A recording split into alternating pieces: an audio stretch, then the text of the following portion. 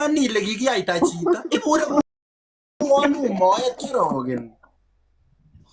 Moet ile karan matorati chaibu. Sarati. Amabage leto biasa koyok pizza land tugul kora kochobok age.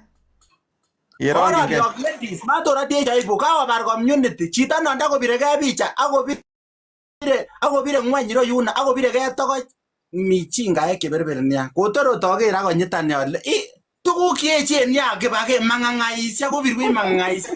No tuguk chekiboroikitu.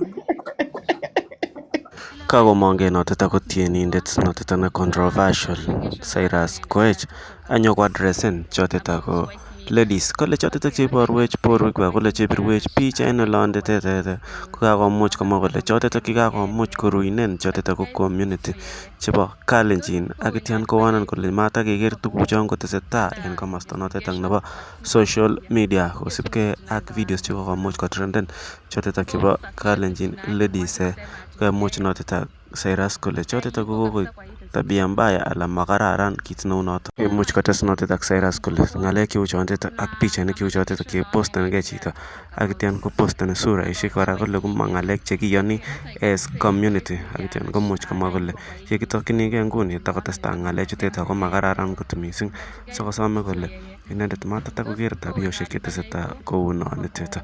Kototomo subscriben kityok en Kalenjin News Updates asome ole sikobit isubscriben amun reyu ko channel netai konaisin ako baibaitin. Hello my people, hope mko poa. Kuna some allegation naona inaendelea TikTok about Wise Media.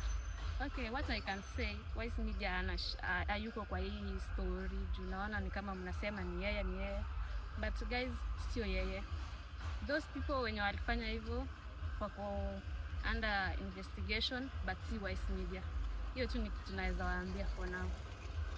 So msafishe tu jina yake, mwache kusema ati ni yeye. Hayuko kabisa kwa hii list. Hayuko.